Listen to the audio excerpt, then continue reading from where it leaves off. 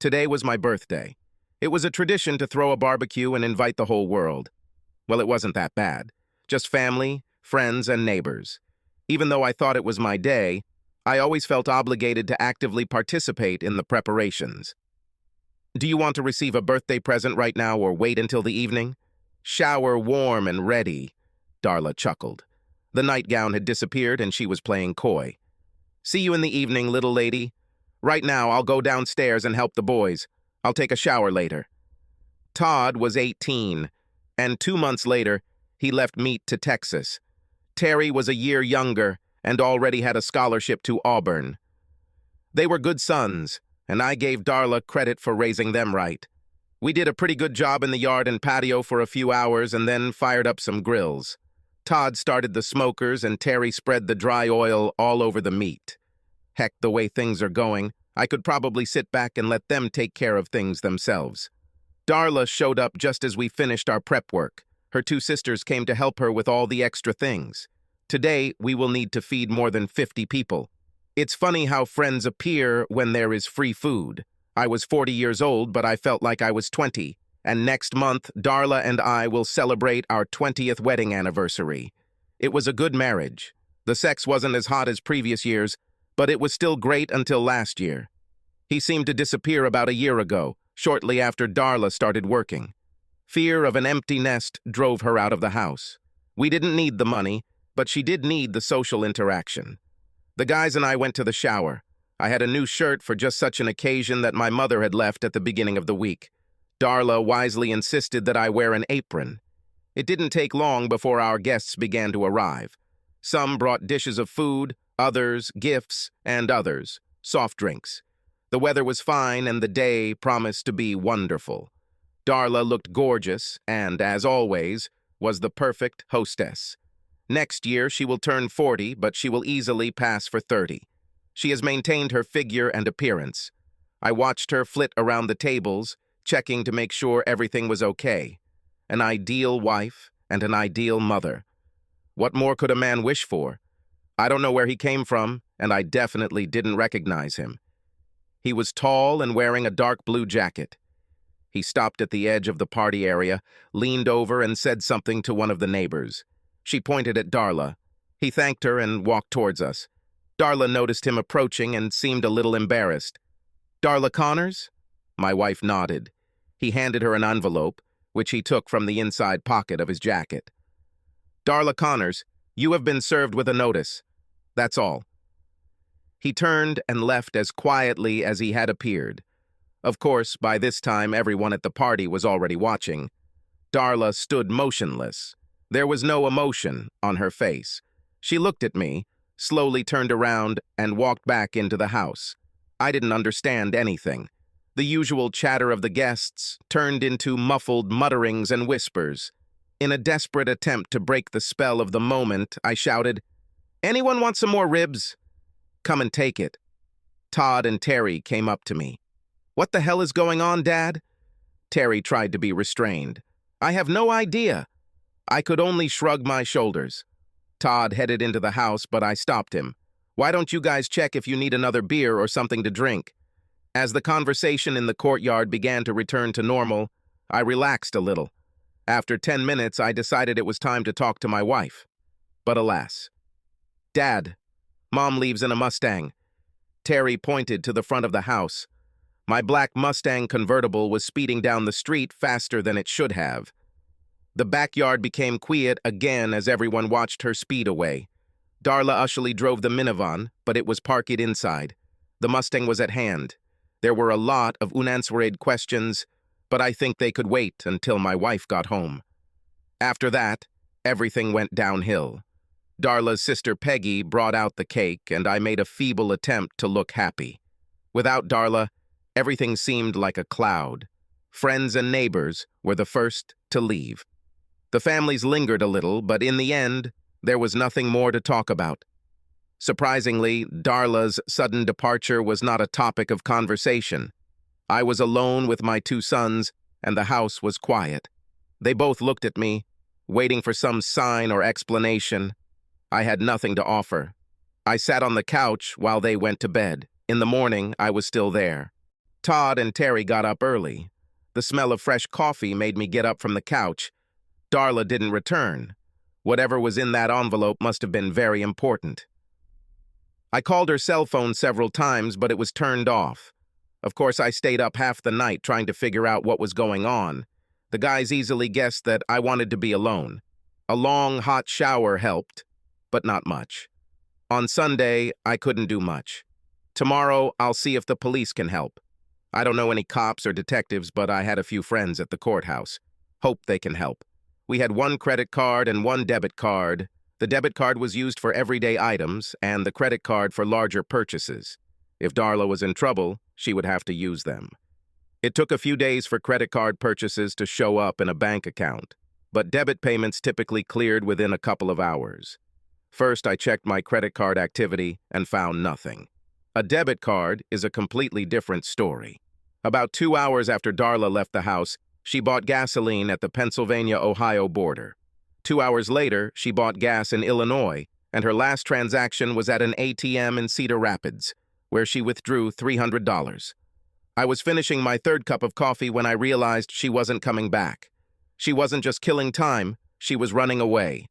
I loved my wife and didn't want to hurt her, but I also didn't want to encourage her in what she was doing. Even though it was Sunday, I was able to cancel both cards within 10 minutes.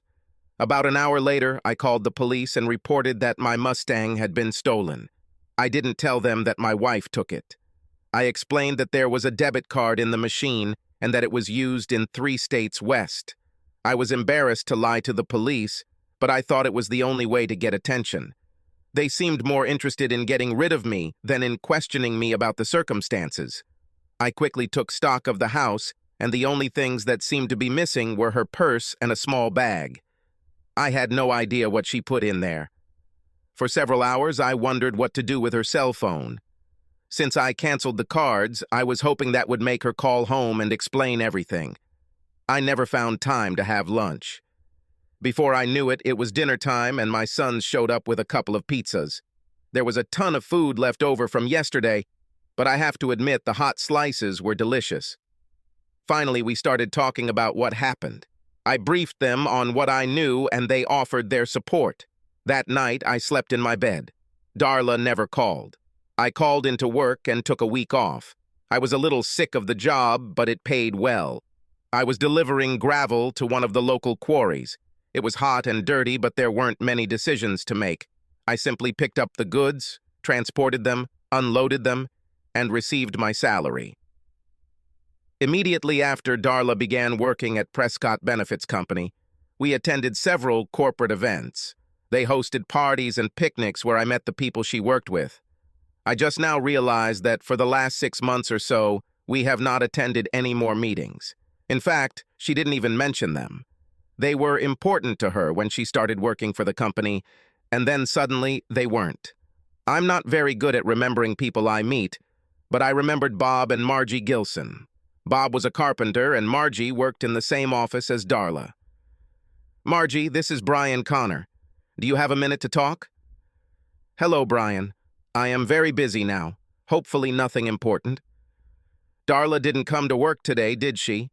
"No, we actually didn't expect this." "Oh, really? Why is this?" There was a long pause on the other end of the line. It was obvious that Margie was uncomfortable talking to me. "Brian, I don't think I want to discuss this with you. I think you should talk to your wife."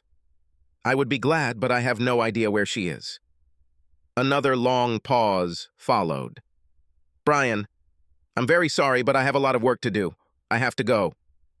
Before I could say anything, she hung up. Suddenly, I had the feeling that something was going on that Darla didn't want me to know about. This explains why we no longer attended any corporate events. She was afraid that someone would accidentally say or do something that might give her away or make me believe she was up to no good. I grabbed a cold beer and went out onto the porch to think. I've noticed something over the past few months, but haven't given it much thought. Darla began working overtime several evenings a week. Not to the point of waving red flags, but it has become commonplace. She stopped talking about work when she was home, and we avoided talking to anyone from the company. On the other hand, she did not change either her appearance or her dress. She didn't buy any new clothes or fashionable underwear. There were no suspicious phone calls or emails that I could recall. I trusted my wife not to turn into a bitch at home or cut me off romantically. It was time to make a few more phone calls. Donald Curry was an old high school friend who worked in court. I didn't know what he did, but I knew he was involved with computers. I explained the problem to him and planned to meet him when he returned from work. Before leaving the house, I called the construction company and learned that Bob Gilson was working at an apartment complex nearby. I planned to meet him right after lunch. When I arrived, the team was at lunch. Bob smiled and walked over to the car. He seemed much friendlier than Margie. "Brian, I'm glad to see you. I assume you want to talk about Darla." "Bob, I talked to Margie this morning and she refused to tell me what was going on. You have to let me know man to man without any nonsense." I liked Bob because he was a blue-collar guy like me, but if he tried to fool me, I would be angry. Brian, I usually shut Margie off when she starts gossiping about work, but here's what I know. Darla has been busy with a married guy in the office for almost 6 months now. They tried to keep it a secret, but it became common knowledge in the blink of an eye. Margie stopped talking to Darla when she found out, like many other girls. "We missed you at the office party, but we decided that Darla was keeping you out on purpose. That's all." "Do you know who this guy is?" "No. I don't pay attention as much as I should. I can find out." "Don't worry about it, Bob. I'll sort it out." That pretty much sums it up for me. There were no misunderstandings. It was just a stupid husband who had no idea what was going on in his own home. 10 minutes later, I canceled her cell phone. Now she couldn't call home. I was already returning home when they called me on my cell phone. Cedar Rapids police found the Mustang parked in the bus station parking lot. It was towed to the impound lot, and I could pick it up at any time for $300. I stopped by the police station and was given a printout of the report. The only conclusion I could draw was that Darla left the car and took the bus. I had no way of knowing where she was going, but I assumed it was westerly. I didn't even know she had friends in the area. I went to the bank, closed all the joint accounts, and opened new ones in my name only. I changed the beneficiary on my insurance policies to boys. I drank quite a lot before Donald arrived. "Brian, there was a divorce hearing today, and Darla was called to testify. Of course she didn't show up. Marcia Ridgway was divorcing her husband, Kelsey, using adultery as the basis. Mrs. Ridgway wanted Darla to testify that she was the woman with whom her husband committed adultery. So the divorce didn't go through without Darla's testimony? No. Everything went as planned. It appears that Mrs. Ridgway had photographs, videos, and taped phone calls that supported her claim. She didn't really need Darla's confession. I think she only called her to embarrass her. Looks like it worked. What is Darla's situation now? Nobody cares about this now. There's nothing new she can contribute, and it doesn't matter." Kelsey Ridgway more or less confessed after his wife's lawyer presented all the evidence. The judge granted the divorce claim on the spot. It becomes final after 6 months. He will receive large alimony payments to his wife and children. Does he have children?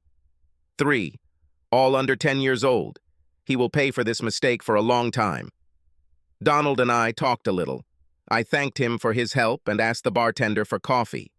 I drank a little more than I should have, but still managed to get home without killing myself or anyone else. It was stupid under the circumstances. I wrapped 6 ribs in foil and popped them in the oven while I showered. Todd and Terry returned home and headed straight for the pork. Todd was delighted with the Mustang situation. After 20 minutes, after some discussion, I finally agreed to let both boys take the bus to Cedar Rapids and drive the car home. I gave them $600 to cover expenses. Terry scribbled a note on the computer giving me permission to pick up the car and take it home. He seemed to know what he was doing, so I kept my mouth shut and signed. The next morning, we all had breakfast at IHOP and I dropped them off at the bus station.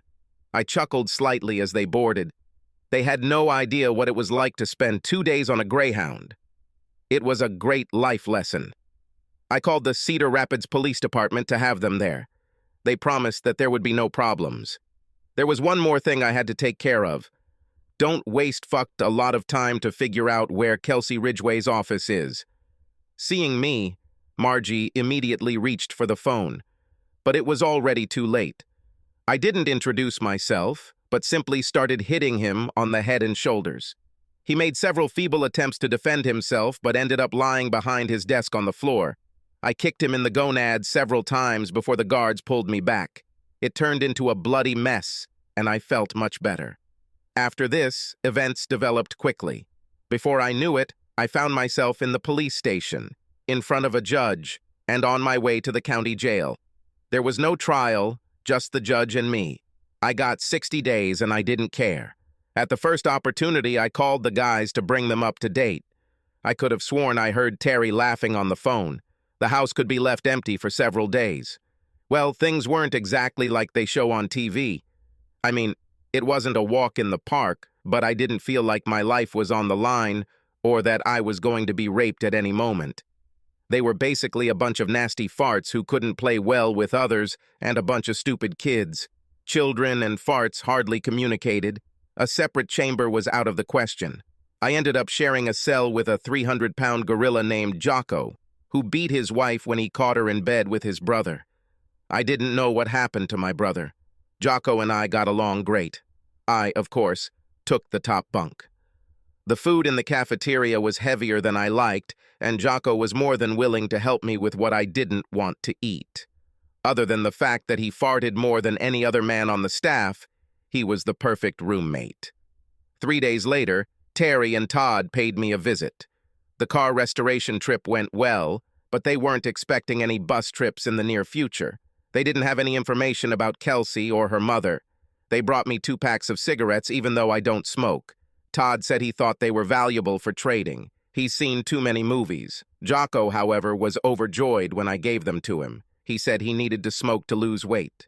I had no problem leaving the boys in the house alone. Todd went to school a week before I got out of prison. He got into the minibus and left the Jeep with Terry. Terry and I celebrated my homecoming by going to Red Lobster. He was excited to start his senior year of high school.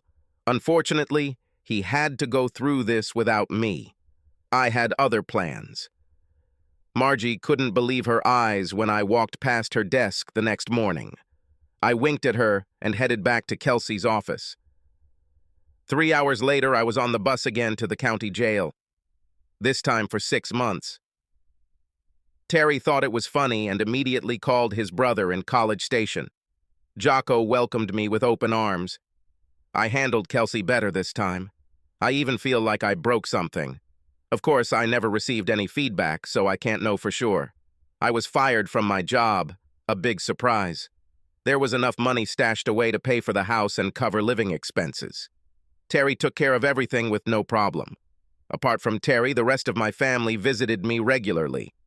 Terry made sure I always had cigarettes for Jocko. Both of Darla's sisters came to visit and expressed their sympathy.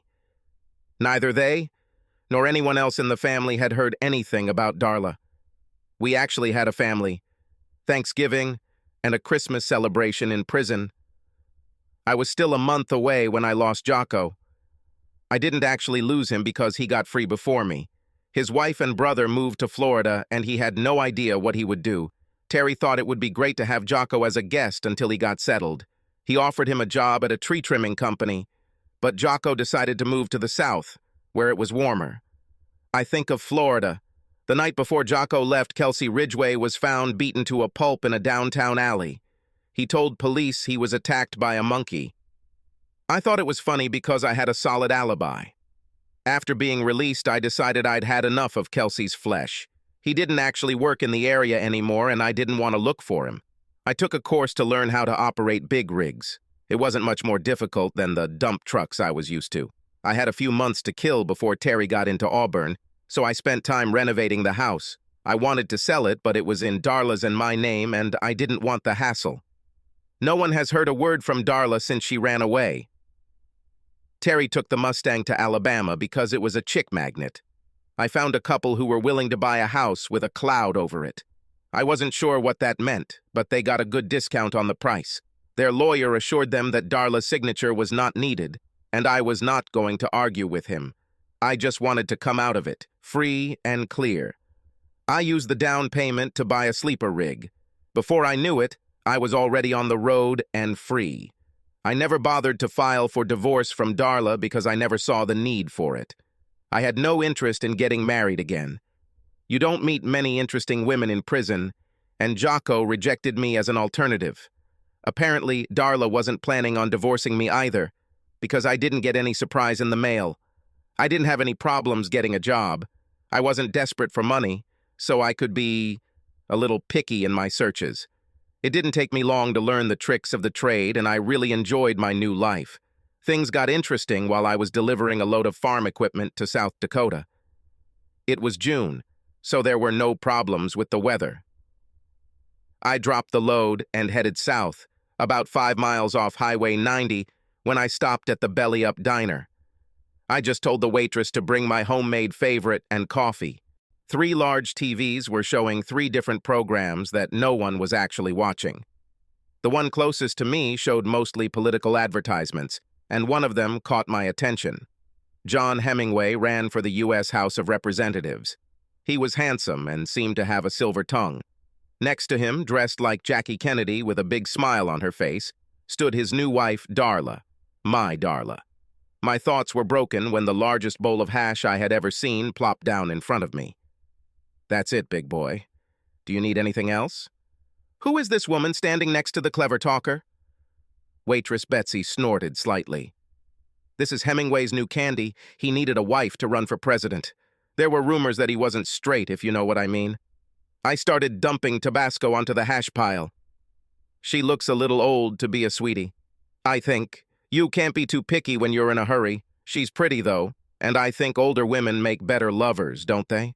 Darla looked really good. Her blonde hair was now brown and looked like it had been styled at a fancy salon.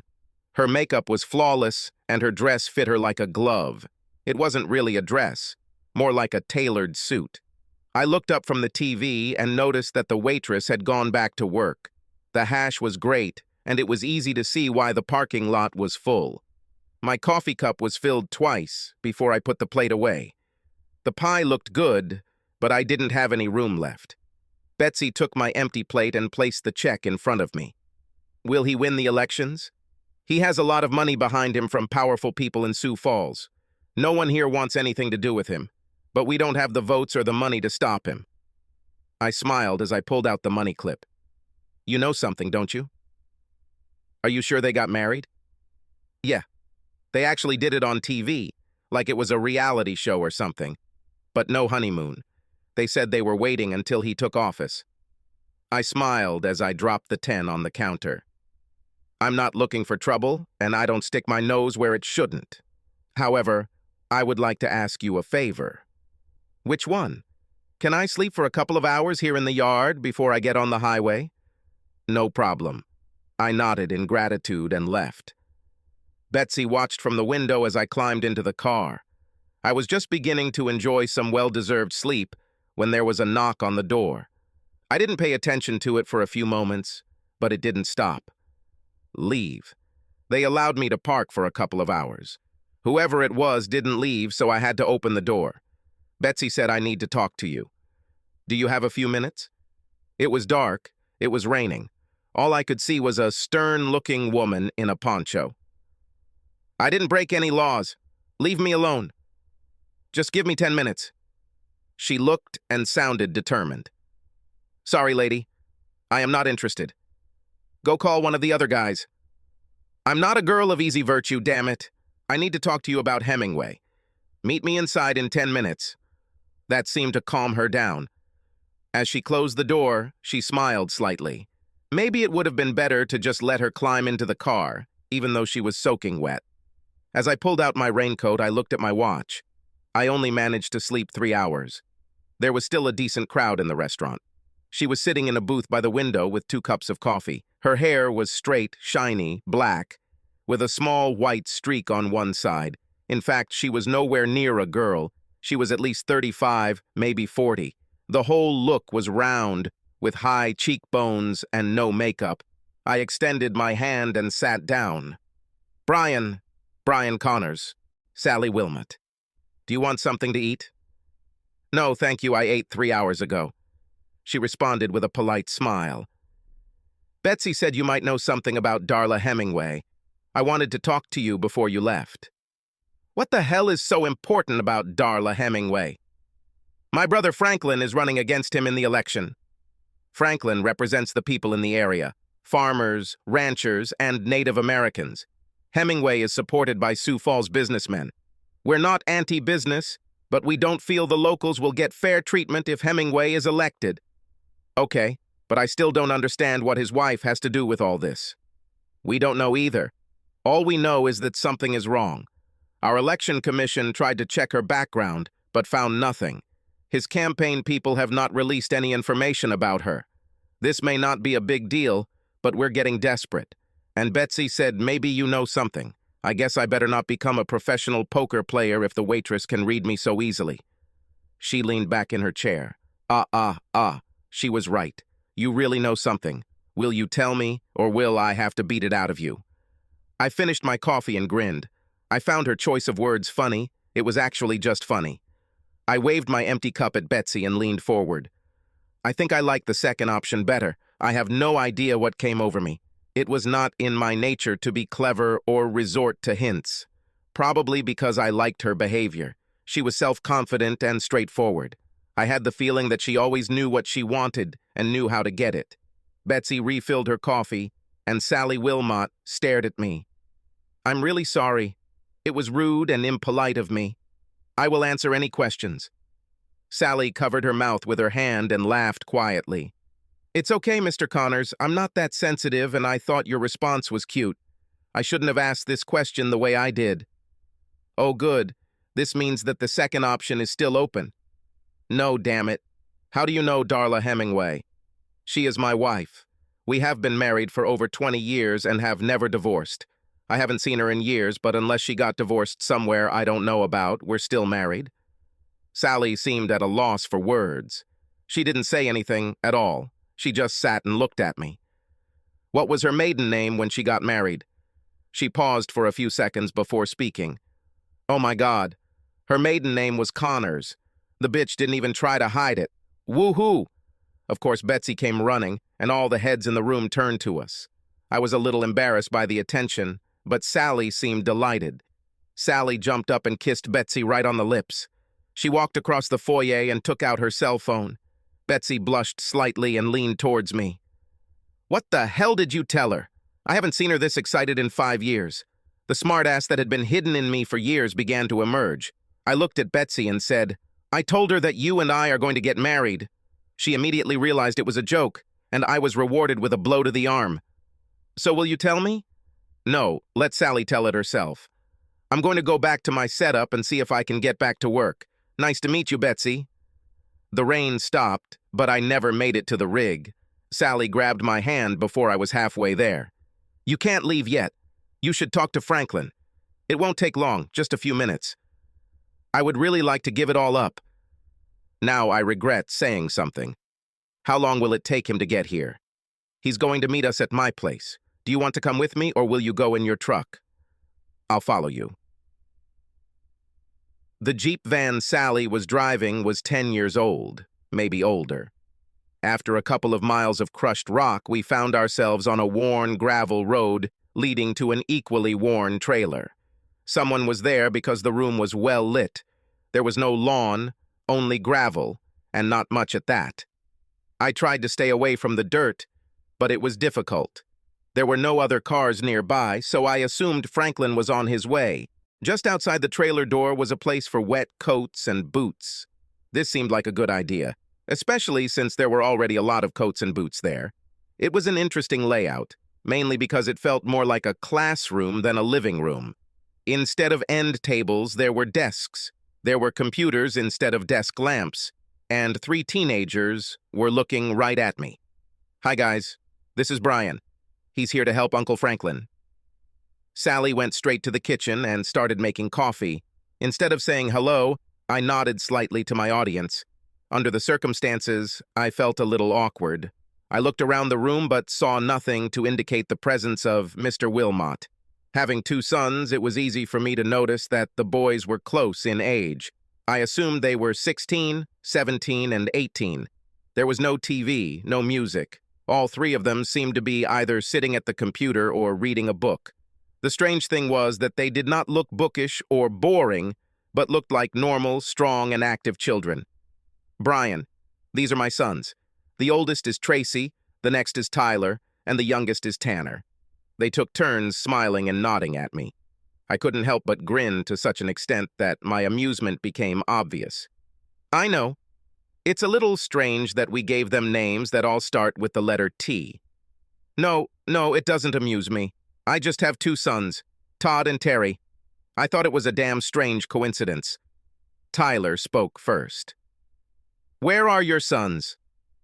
The question earned him a stern look from his mother, which he seemed to ignore. Todd works at the University of Texas, and Terry works at Auburn. This simple statement lit up the entire room.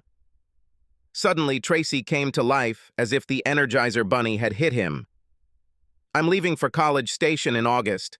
How long has he been there? What is he learning? Sally finally touched his shoulder. Slow down, boy. Slow down. I'm sure Mr. Connors will have time to answer all your questions. As it turned out, Tracy had a full football scholarship and was already enrolled in ROTC. Tyler was accepted into the United States Naval Academy in Annapolis and left within a year.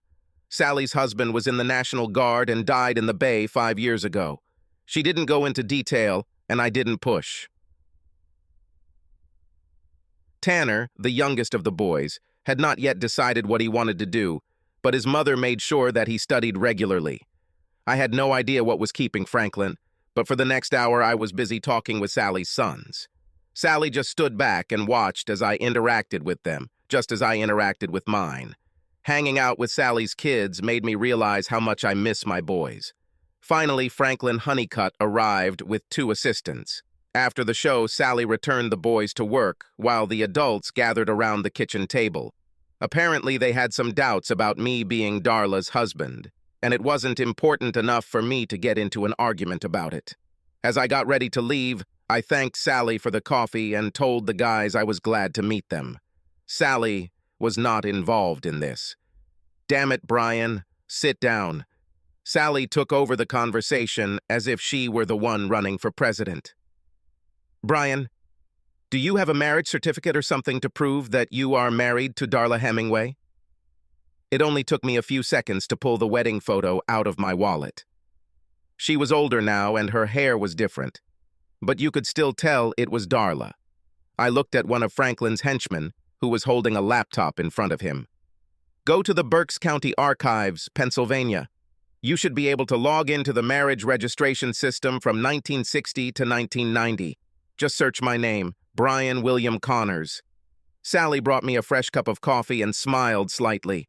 She seemed glad I didn't leave. August 17th, 1979, right? Franklin seemed a little happier now. I nodded and took a sip of fresh coffee. Good luck finding any divorce records. As far as I know or anyone else knows, I am still married. Feel free to explore all of this as much as you like. It doesn't make any difference to me. The conversation became a little redundant and a little boring. This time, no one stopped me. Do you mind if I sleep before I leave? No, not at all. Sally walked me to the door. I looked back to say goodbye to Franklin and his cronies, but they were deeply engrossed in what the politicians were doing. The boys waved or nodded at me as I walked away. An hour later, I heard Franklin and his group leaving. I decided that I could finally get some sleep when I heard another knock on the door. Sally jumped into the booth wearing a flannel nightgown. She put her finger to her mouth, indicating that she didn't want me to talk. We were far enough from the house that the boys couldn't hear anything, but I think she just didn't want to talk. She spent at least an hour with me in the sleeping car. It was passionate and loving, but a little uncomfortable. The rig's cabin setup is great for driver sleep, but that's about it. I did the best I could under the circumstances. She left as quietly as she came. Not a word was spoken. The sun had already risen when the door began to make noise again. It was Tanner. He told me to go into the house for breakfast. Fortunately, boys and men like the same food, and Sally knew how to cook it. I spent another hour chatting with the guys and felt pretty comfortable. Comfortable enough to ask Sally's permission to take a warm shower before leaving. An hour later, I was finally on my way, but not for long. It was the local sheriff who stopped me before I got to the highway. Looks like Mr. Honeycutt needed to talk to me some more. I had to follow the police car back to the belly where Franklin was waiting for me.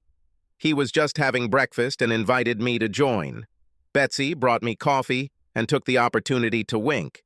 She must have been closer friends with Sally than I thought. Looks like Franklin's lawyers wanted me to stay.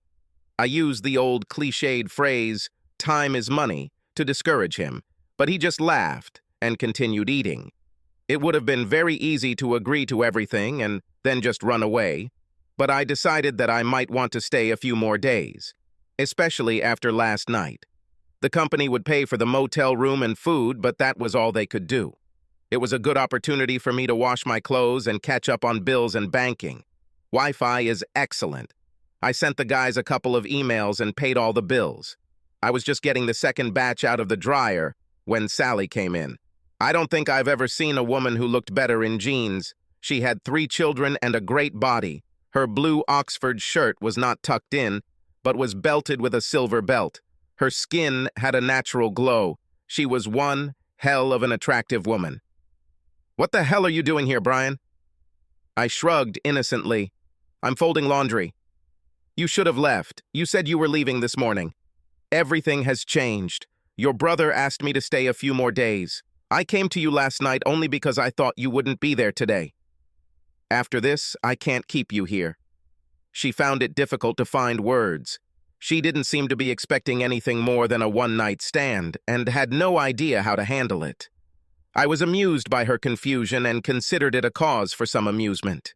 After my conversation with Franklin this morning, I'm seriously thinking about buying a house and staying here forever. What's really going on? I sat Sally down on the bench next to the dryers. Your brother insisted that I stay a few more days until they come up with something that would help them go after Hemingway. I promised to stay away from you and the boys until he's done. I didn't want to embarrass you or do anything that would make you feel awkward. That's not the problem, Brian. Boys like you, they wanted to know when you could come again. They were a little upset when I told them you were leaving. Tyler wanted me to talk to you about staying a little longer. I'm really sorry. I was just trying to be friendly. They reminded me of my own people, and it was easy for me to talk to them. I didn't want to create any problems for you. Of course, I didn't make it any easier for you when I showed up at your truck last night. You definitely made things complicated. This hint caused a poke in the hand and a smile. Why did you come? Sally shrugged and looked a little embarrassed. I'm not sure. 5 years have passed since my husband died. 5 years without any comfort or passion. It just seemed like a great opportunity, especially since you were supposed to be leaving today. She started getting angry at me again. Why didn't you leave, damn it? I picked up a stack of folded laundry, handed it to her, and then grabbed the rest before heading back to my motel room. She hesitated at the door for a moment until I raised my finger to my lips, just as she had done last night. Her shy smile turned into a wide smile as she closed the door behind her. It is much easier to make love to a woman in a normal bed. However, what I liked most was the shower. Even the hot waiter didn't stop us. Before leaving, she made me promise to be home for dinner at 6 o'clock. How could I refuse? I was ready. Damn, I've already showered twice today. Dinner at Sally's became a regular occurrence, and Betsy became my greatest ally. Betsy and Sally have been friends since childhood. Betsy took great pleasure in telling me about what they did when they were younger. The conversations about Sally's husband were sad and not nearly as lighthearted, but it gave me a good idea of who Sally was and why I wanted to get to know her better. I never intended to stay in South Dakota, but the longer I was here, the more I wanted to stay. By the end of the first week, all the kids had Texas A&M jerseys and Auburn jerseys. Sally kept one of the Auburn shirts for herself. In any case, it was too big for Tanner. I didn't pay much attention to political issues. Franklin and his team seemed to get along just fine without me. One way or another, the press found out about Darla's dark past, and began to play on it. Hemingway's people tried and failed to do nothing. The more they denied it or ignored it, the worse it got. His popularity began to decline rapidly. I never got involved in anything until I visited the motel early one morning. The woman at my door was tall, blonde, and straight as a pole. I was wearing boxers, but invited her in anyway. She avoided looking at me as I pulled on the 501, but I watched her every move. She was wearing a dark suit with a white shirt and low black heels. Definitely a professional. My name is Mary Beth Steinmetz. I'm an attorney with Leavitt's Brothers in Sioux Falls. I assume you are Brian William Connors? She knew my middle name. This was not good. Our company represents the interests of John Hemingway. We recently learned that your marriage to Darla Connors was never properly dissolved, and we hope to rectify this issue. How? The state has laws that allow marriages to be quickly dissolved under certain circumstances. We believe that we can take advantage of these statutes with your cooperation. Do you want me to divorce my wife? Yes. Why should I do this? She seemed puzzled. I don't think she expected this answer. At this point, I would be happy with a divorce, but on my terms, and I didn't want her to know about it. Ms. Steinmetz just sat there and looked at me. Miss Steinmetz, would you be so kind as to explain to me in layman's terms why my wife and I no longer live together? Don't embellish and be completely honest. If you can do this, I will consider continuing our conversation. She leaned back and undid the top button of her blouse. 3 years ago, your wife had an affair with a colleague. When you found out about this, she ran away because she could no longer look you or her sons in the eye. She hasn't spoken to any of you since then. Is this clear enough for you? This is good. It is a fact that you have hit the nail on the head. So what's the problem? If you've been following the news, you know that Darla and Mr. Hemingway are in a bit of trouble. We can't undo what's been done, but we hope to make it a little easier. By arranging a quick divorce for her? That's right. And tell me again, what will I get from this? Freedom. Damn it. I'm happy with the way things are now. How will my life be better? What do you need, Mr. Connors? Do you need money? How many? Give me something to discuss. What terms of divorce do you offer? There are none of them. That's why it can be done so quickly. There is no money changing hands, no assets to divide, no storage issues. You both walk away with what you have at the moment, and neither of you owes the other anything. The deal is clear and final. How long will it take? Less than 90 days. So this will end before the elections? Yes, I hope so. She admitted it but didn't want to play along. Should I see my wife? No. In fact, we'd prefer you didn't. Should I stay here until this is all over? The question made her sigh. Yes. Okay. I will agree to this on one condition. You must pay for my room and board. A smile suddenly appeared on Mary Beth Steinmetz's face. I could tell it was better than she had hoped. I could probably hook her up for more money, but right now, just getting my freedom sounded good. I can prepare the papers for your signature this afternoon. Will this be okay? Wonderful. I'll have to consult my lawyer, but I don't think there will be any problems. I didn't have a lawyer, but I wanted to talk to Franklin first. Your lawyer? Give me a business card. I promise to call if he doesn't like anything. If they don't call you, bring the papers. As she pulled away, I saw Sally on the other side of the parking lot. Before I could wave to her, she was running down the road. After a quick shave, I got dressed and heated to belly up. Betsy looked at me sternly with a cup of coffee. Do I have a chance to explain? Not for me, Mr. Connors. But you better have a good story for Sally. Breakfast was hot, but company was cold. I finished as quickly as I could and called Franklin. He was out of town, but we managed to talk for about 20 minutes. He was delighted with the whole situation and told me to agree, but made sure I had copies of all the documents. He spoke as if he was in control of the situation, no matter which way it turned. I asked him to call Sally. Sally parked right outside the door to my room. She got out of the Jeep as I pulled up and looked a little embarrassed. It was easy to see from the look on her face that Franklin was calling her. For the next 2 hours, she apologized to me in every possible way. Sometimes feeling guilty is good and pleasant. She had already left when Miss Steinmetz returned with the papers for me to sign. For some reason, she also made me accept a check for $10,000. Hemingway's campaign continued to go downhill, but my divorce petition made its way through the legal system. Tracy was in College Station and now had a friend looking out for him. I got officially divorced just before the election. Franklin won and promised to repay me for my help. I told him that I would allow it if he gave me a sister. Things weren't going well for Darla. After the election, someone decided to accuse her of bigamy anyway. Before they could do anything, she simply disappeared. She was good at it. I didn't see or talk to her. I sold the truck and bought a house and a small gravel pit near Huron. Sally and I got married on Christmas Day, and all 5 of my T-boys were there. Betsy moved into double wide and promised to take good care of him. The ultrasound showed that we were having a girl. Does anyone know any good girl names that start with the letter T? Subscribe to our channel so that your second chaff doesn't cheat on you, and go ahead and listen to the next story, because this story is nothing compared to the next one. If you're under 18, don't even think about listening to the next one.